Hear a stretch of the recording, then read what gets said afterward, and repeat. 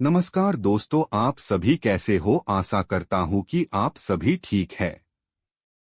दोस्तों, आज कहानी है दंडक वन में विराध वध भाग 2। राम को इस प्रकार दीन वचन कहते सुनकर लक्ष्मण ने क्रुद्ध होकर कहा, भैया आप तो महापराक्रमी हैं, आप इस प्रकार अनाथों की भांति क्यों बात कर रहे हैं।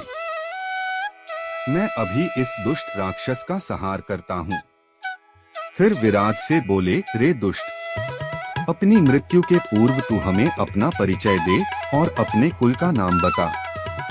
विराट ने हंसते हुए कहा, यदि तुम मेरा परिचय जानना ही चाहते हो तो सुनो। मैं जय राक्षस का पुत्र हूँ।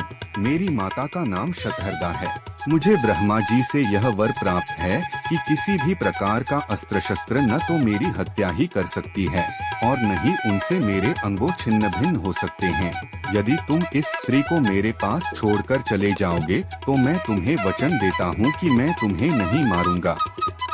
विराट के वचनों से क्रोधित राम ने उसे तत्काल तीक्ष्ण बाणों से बेधना आरंभ कर दिया। राम के बाण विराट के शरीर को छेदकर रक्तरंजित हो पृथ्वी पर गिरने लगे। इस प्रकार जब घायल होकर विराट त्रिशूल ले राम और लक्ष्मण पर झपटा तो दोनों भाइयों ने उस पर अग्निबाणों की वर्षा आरंभ कर दी, किंतु विराट पर उनका कुछ भी प्रभाव नहीं पड़ा। वे केवल उसके त्रिशूल को ही काट सके। फिर जब भयंकर तलवारों से दोनों भाइयों ने उस पर आक्रमण किया तो वह सीता को छोड़ राम और लक्ष्मण को दोनों भुजाओं में पकड़कर आकाश मार्ग से उड़ चला। राम ने लक्ष्मण से कहा, भाई, हमें जिस ओर यह राक्षस ले जा रहा है, बिना विरोध के हमें उधर ही चले जाना चाहिए, यही हमारे लिए उचित है। विराट द्वारा राम लक्ष्मण को ले जाते देख सीता विलाप करके कहने लगी, हे राक्षस राज, इन दोनों भाइयों को छोड़ दो, मैं तुमसे प्रार्थना करती हूँ।